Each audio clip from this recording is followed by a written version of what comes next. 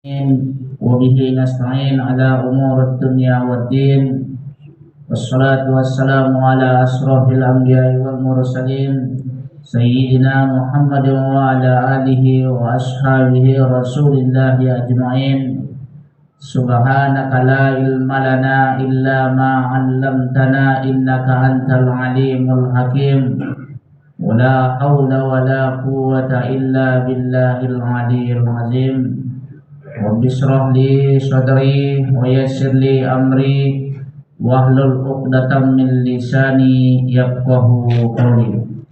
Wa qala Allah ta'ala fi kitabihil karim a'udzu billahi minasy syaithanir rajim. Bismillahirrahmanirrahim. Yarfa'illahu alladzina amanu minkum walladzina utul ilma darajat. Sadaqallah wa sadaqa rasulillahil karim. Nah ini dia, ada dua datang sekaligus. Terima kasih Ustaz. Lebih tinggi lagi. Ya, terima kasih Ustaz. Minta tolong Pak, dokumentasikan kita. Ibu-ibunya kemana? Oh, ada sebelah ya. Iya. Itu tuh ibu-ibunya ya. Alhamdulillah pagi ini Allah Subhanahu wa taala kembali mengumpulkan kita di Mushola An-Nur. Tentu niat kita, tujuan kita sama. Mendekatkan diri kita kepada Allah Subhanahu wa taala di bulan yang mulia, di tempat yang mulia, ibadat yang sangat mulia. Niat kita tentu yang mulia. Mudah-mudahan Allah terima amal ibadah kita.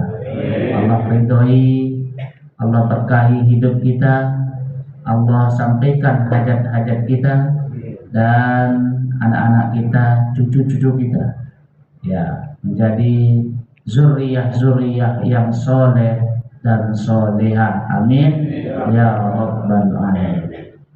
Bapak Ibu hadirin yang saya muliakan, pagi ini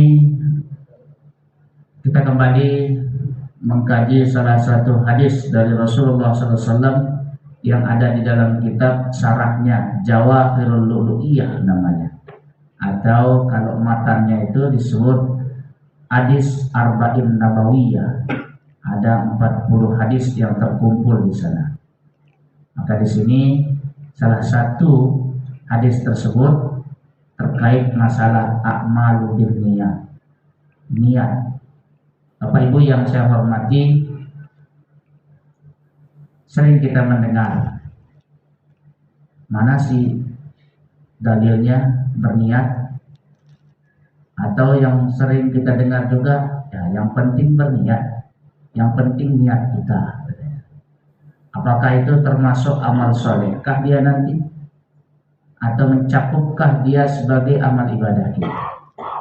Nah, ini kita kaji di pagi ini.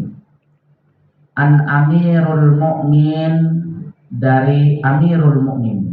Amir artinya pemimpin, mukmin, yaitu Abu Hafsin Umar ibnul Khattab radhiyallahu anhu. Jadi dari Amirul Mukmin. Amirul Mukmin ini sebutannya ada dua penyebabnya, Bapak Ibu.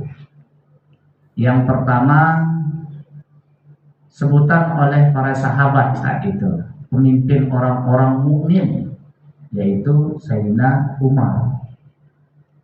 Yang kedua penyebabnya adalah di saat beliau berkhutbah, ayyuhan nas amirul mukminin, wahai para manusia, sayalah pemimpinnya.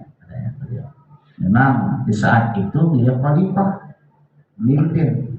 Nah, ini penyebabnya.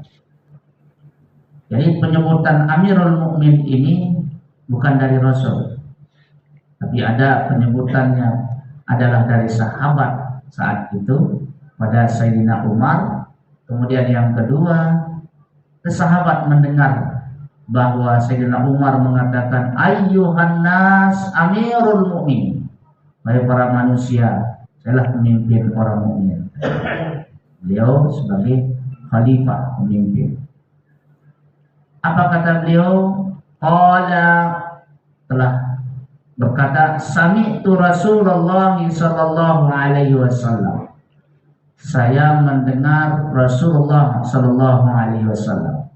Jadi hadis itu Bapak Ibu, ada kalanya sahabat sami'tu, aku mendengar. Nah, ini berarti beliau saat itu mendengar Rasulullah sallallahu alaihi wasallam. Tempatnya nggak disebutkan, waktunya tidak disebutkan. Penting beliau mendengar, tidak disebutkan tempatnya, waktunya. Ada kalanya hadis itu ma'a Rasulillah, saya bersama Rasulullah SAW.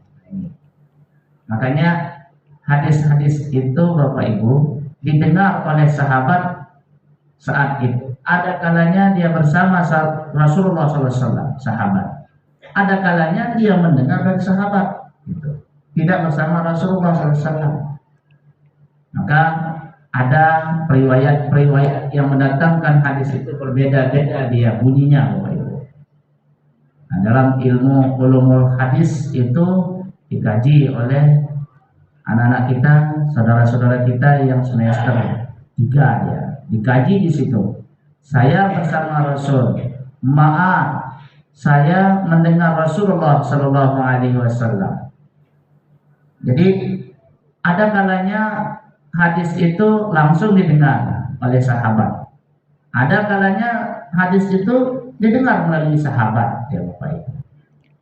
Maka salah satu hadis itu di saat Rasulullah Sallallahu Alaihi Wasallam ruku, di saat sholat itu ruku ya. Ruku, ya bangun dari ruku, iktidal, kemudian sujud. Nah, dari hadis-hadis ini berbeda dia sudah. Ada kalanya kata Abu Hurairah. Abu Hurairah sahabat Nabi yang banyak menghafal hadis. Ya kurang lebih beliau bersama Rasulullah SAW itu kurang lebih 3 tahunan. 3 tahun bersama Rasul. Abu Hurairah beliau tinggal di emperan masjid. Beliau banyak mendengar hadis.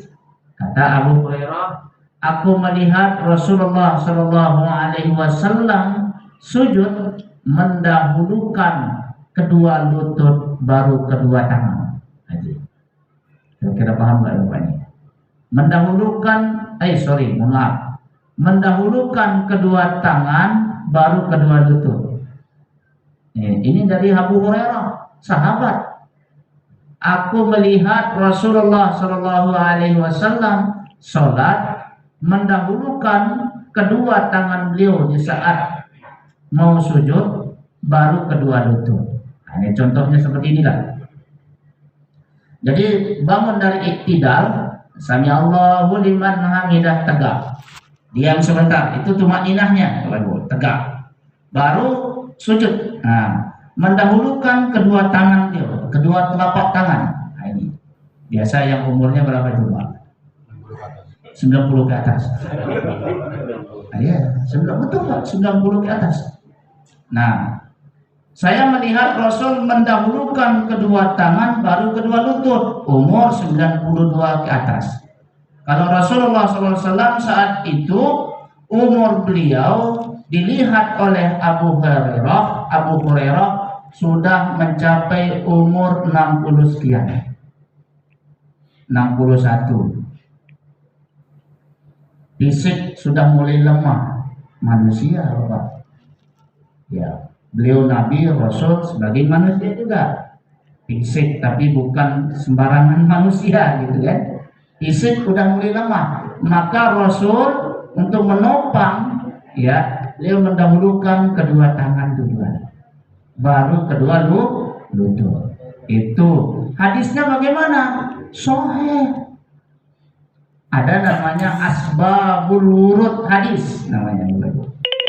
Ada penyebab-penyebabnya hadis tersebut.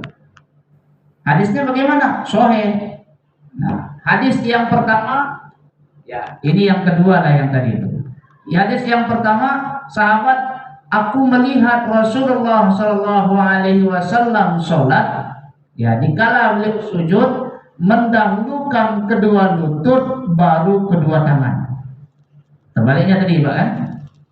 Umurnya berapa saat itu kan? Umur kira-kira berapa? 30-an, 20-an itu. Masih segar, masih sehat, fisik masih kuat. Lalu status hadisnya bagaimana? Sahih. Lah, ini kok hadisnya ini meragukan dua-duanya.